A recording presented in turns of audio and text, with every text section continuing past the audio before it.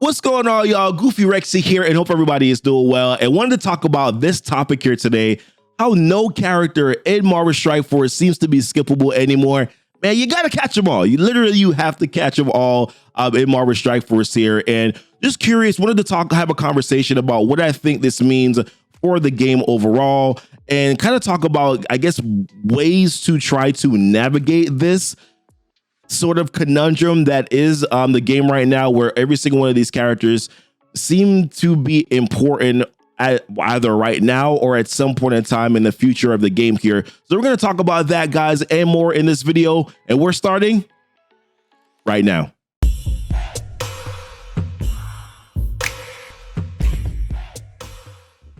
All right, y'all, welcome back. And of course, the first time coming to the channel here, want to see some more MSF content, then consider hitting that subscribe button.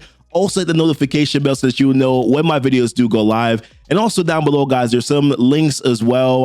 One to join my Discord, also my Twitch page where you can follow me. I do stream Marvel Strike Force content weekly, and a few other places, right? Twitter, Facebook, where you can follow me as well. But let's get into the topic, man. I've really been thinking about this for the past couple weeks and really sort of analyzing the game over the past few months. There's really no character in the game right now, or that's been released in the past 4 to 5 months, that I can honestly say has been a skippable character. Now, you can make a case for maybe some. Obviously, if you're not a big war defense person or war person in general, then you could probably make a case that maybe Heroes for Hire was potentially skippable. But if you're in like a top tier late game alliance, then Heroes for Hire is probably important. It just sucks, right, that Infinity Watch is being released and that you had to kind of, now you're gonna have to sort of pivot and get the team that you just invested into and put all that resource into. You're gonna have to pivot to Infinity Watch and try to get them built up so that you could counter that team, right? So that's the one portion of it that I guess feels bad. But realistically, I don't know if there's a character that has been released recently that I would say is skippable. We had Shadowland, where we had White Tiger and Moon Knight. And Moon Knight, I don't think individually a great character, but I do think on that team, he's very good, especially if you have higher red stars on him. He does enough damage to be impactful on that team. The reworks for that team and that team overall are just insanely good, which is the reason why I think they're the top 2 war offense team in the game. Maybe they jump down to top 3, right? Because we're now introducing Infinity Watch, but you get the point. X-Men, what characters on there were potentially skippable? Yeah, maybe Kitty Pryde. Yes, maybe to a certain extent Iceman, even though I still think that he provides value. But overall, none of these characters recently seem to be skippable in the game at the moment. And I think that when it comes to the game, in regards to what it might mean for the game, I don't think it's a bad thing. I will say this right now. I don't think it's a bad thing that most characters are actually usable, right? I think, or if you look at like the bottom of your roster, there are some characters that you're like, man, these characters sucks, like Aim Infector, who you probably put no investment into, Ravager Boom or Ravager Bruiser.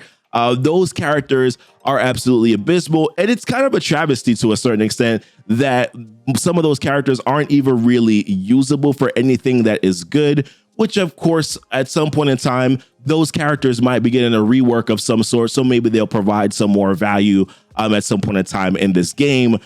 But as it stands right now, every single character that they're releasing has some sort of value somewhere, somehow. X Factor now being a team that you can use for legendary unlock. So I guess how is the best way for you to navigate this? And I want to start off with free to play, right? If you're free to play, your options are fairly slim.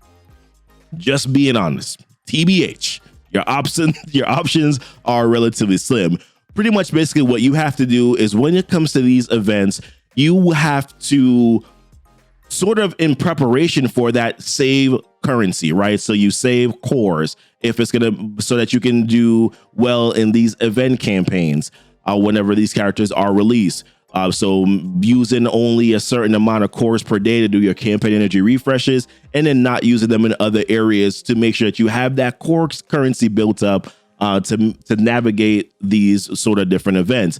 I would say too, if you're a free-to-play player, you kind of have to build, even though I think that this game will always reward you for going wide with your roster build, as we can see with RTA, now with Doom Raids. Like, this game will always reward you for going wider with your roster. Greek Raids, it will always reward you for going wider with your roster. But unfortunately, because you are free to play, you have to prioritize certain areas. So arena is an area where I think that you should prioritize and probably build tall where arena is concerned, so that you can get those cores that you need to do certain events like that. I even think about certain things like orbs. They're characters that get released. They don't necessarily become farmable, but they do go to certain orbs, like your mega orb, your premium orb, if you're a later free to play player, your Ultimates orb. So really kind of maximizing as much as you can there.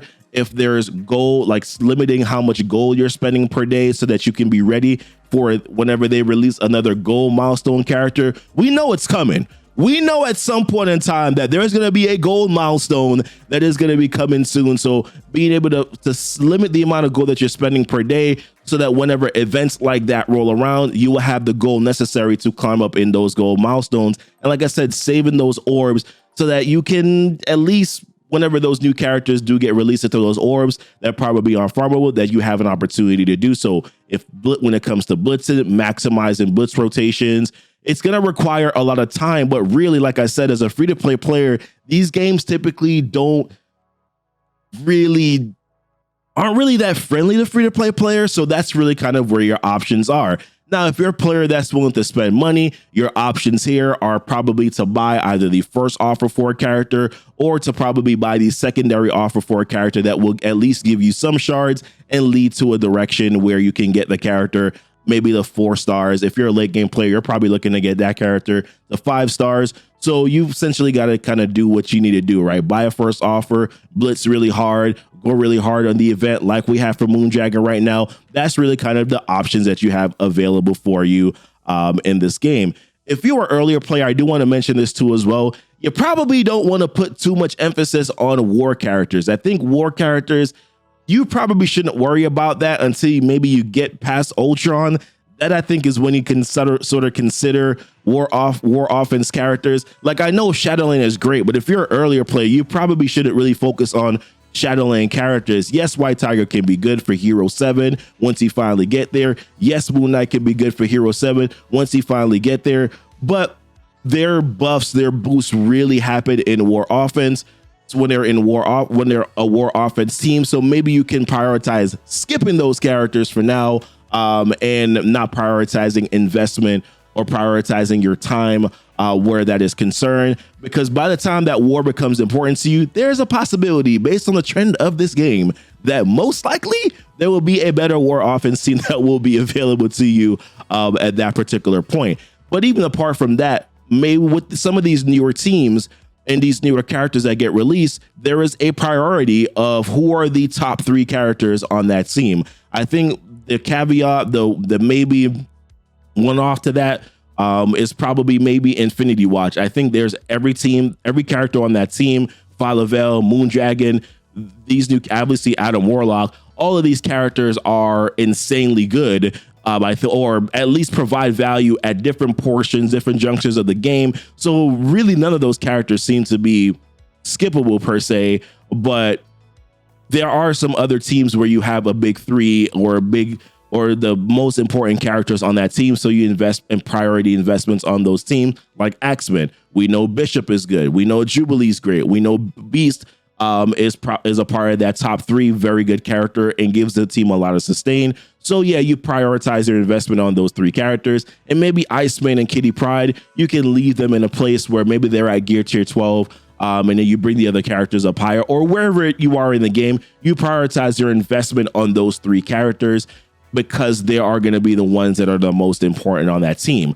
So it's like things like that I think that you're going to have to do depending on where you, like I said, free to play, prioritizing and building tall for arena, I think is very important. And I think as another player, if you are later on in the game, that prioritizing who those top characters are on those teams and making that work for you, putting emphasis in other areas of the game that I think will be a little bit more valuable to get the resources that you need. Your raids, maybe building tall on your raid teams, focusing on war offense teams later, focusing on Dark Dimension characters that are going to be great for Dark Dimension. I think ultimately that's the direction that we're going in this game. And that's how you kind of navigate a game where it seems that no characters are skippable right now in Marvel Strike Force. So listen, let me know what your guys' thoughts are. I don't want to ramble on too much here. I just wanted to give my quick thoughts and at least start a conversation about it, to talk about how we can potentially even navigate the pitfalls here. I know that some of you guys probably have some suggestions here, saving orbs, things like that, that will help us to navigate this trend in the game right now, where it seems that every single character provides some valuable option at some point in time in this game. But appreciate you guys watching this video. Y'all be blessed and y'all be safe.